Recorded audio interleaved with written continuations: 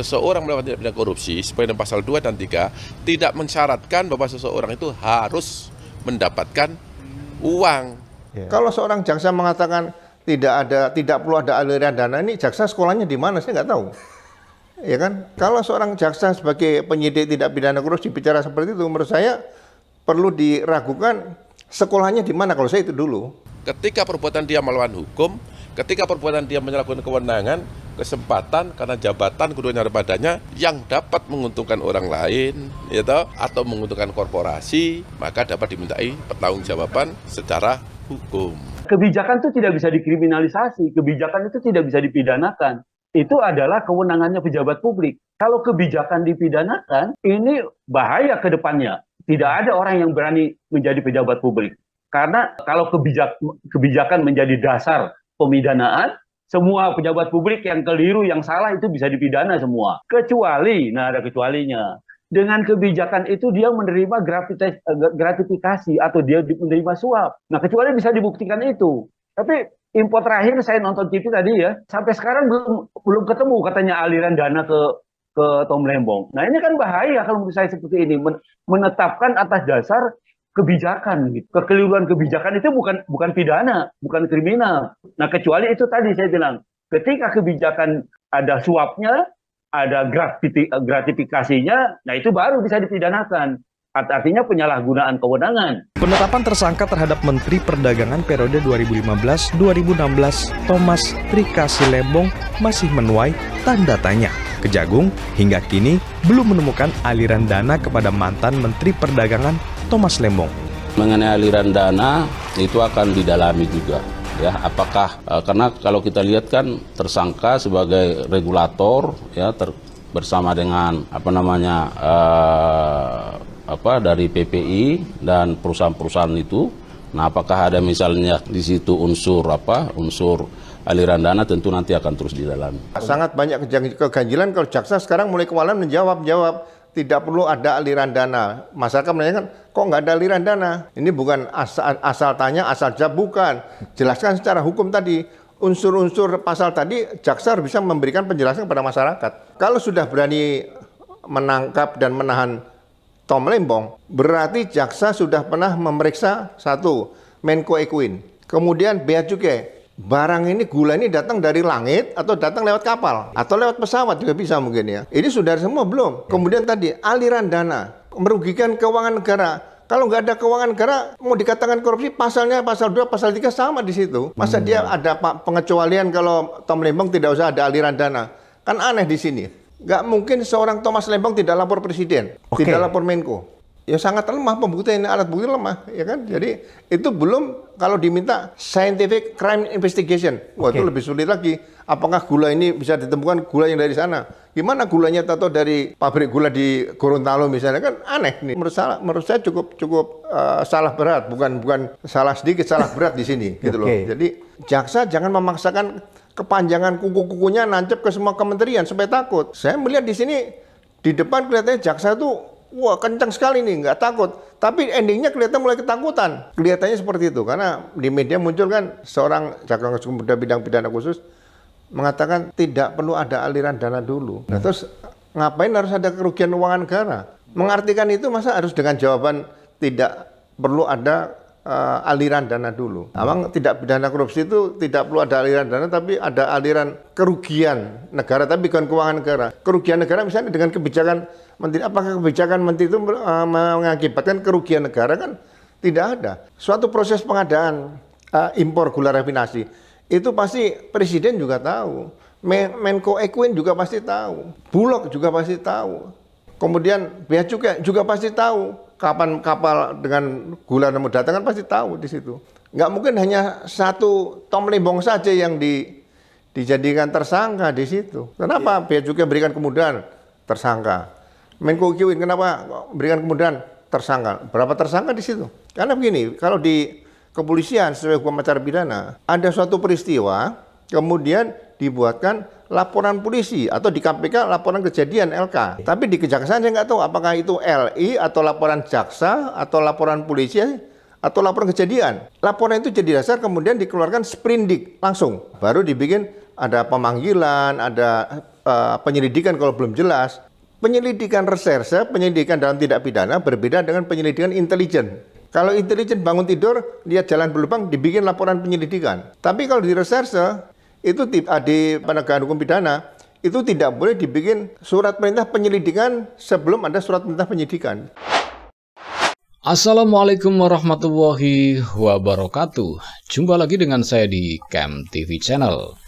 Barusan kita saksikan ya sebuah pernyataan yang menurut saya ini blunder sekali ya. Di mana Dirdik Jampitsus Kejaksaan Agung ya, Abdul Qohar mengatakan bahwa status tersangka Tom Lembong itu tidak perlu ada aliran dana yang masuk. Nah, ini kan sangat lucu sekali ya. Masa kasus korupsi tidak ada dana yang masuk tetapi dianggap ini kasus korupsi.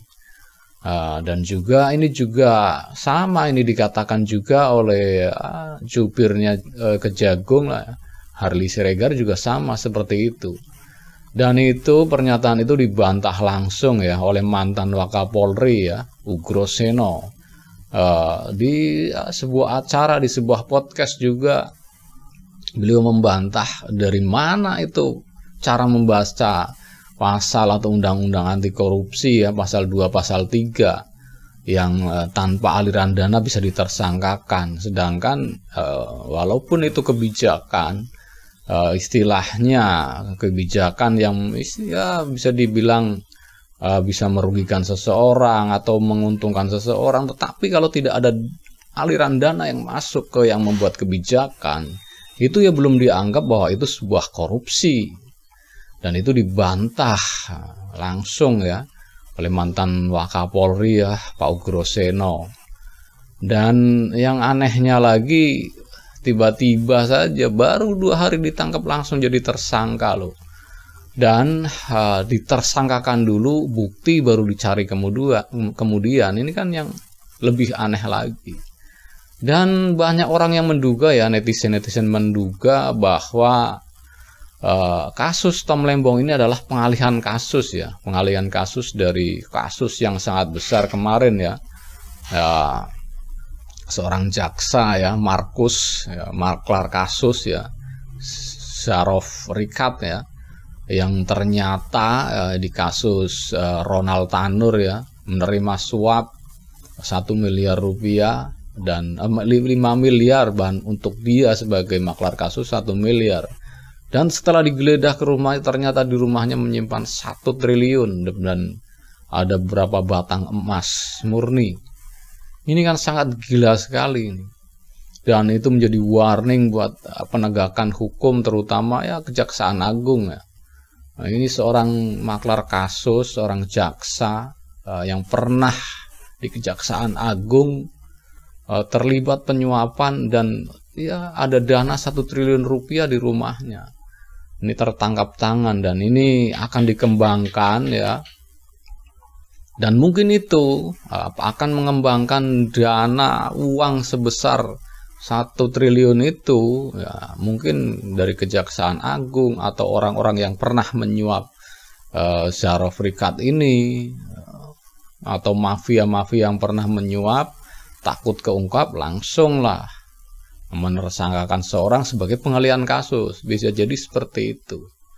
Dan kabarnya Tom Lembong juga akan mengajukan pra-peradilan ya, dan memang harus begitu. Dan ini bukan ya, sebenarnya kasus Tom Lembong ini ya kasus apa sih? Kasus sudah 2015 2016 dan baru diungkap sekarang. Itu kan banyak dipertanyakan oleh masyarakat, oleh netizen, dan oleh para pakar politik ya. Dan ya padahal ya menteri-menterinya Pak Jokowi yang istilahnya impor gula kan bukan hanya Tom Lembong. Dan di situasi gula di Indonesia masih surplus.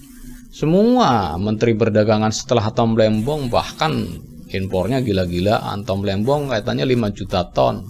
Bahkan yang terbaru Zulkifli Hasan sampai 18 juta ton. Indonesia masih surplus gula, tetapi tidak dipersoalkan. Dan yang dipersoalkan oleh jaksa katanya kebijakannya. Ini yang aneh kan. Tanpa ada aliran dana pun kalau itu kebijakannya menguntungkan korporasi atau dirinya sendiri atau orang lain, bisa dikenakan pidana karena melanggar hukum katanya. Kalau penafsiran seperti itu, kebijakan-kebijakan Presiden Jokowi misalnya atau menteri-menterinya yang lain lah selain Tom Lembong yang merugikan rakyat ya bisa dipidanakan juga kalau penafsirannya seperti penafsiran Abdul Qohar dan juga Herli Siregar ya. Jadi tidak bisa menafsirkan pasal, walaupun istilahnya saya ini orang awam ya, nggak bisa menafsirkan pasal seperti itu. Harusnya harus ada aliran dana dong. Kalau kebijakan itu dipidanakan, nanti orang yang buat kebijakan salah membuat kebijakan langsung masuk penjara. Akhirnya nggak ada orang yang mau menjadi pejabat. Masalahnya kan Presiden Jokowi pun di terakhir pidatonya sudah mengatakan, maaf tidak bisa membahagiakan semua masyarakat Indonesia, ya mungkin ada yang kecewa lah. Kalau yang kecewa menuntut, kalau menuntut dan menurut penafsiran pasal ini oleh Abdul Qohar dan Herli Siregar ini bisa aja.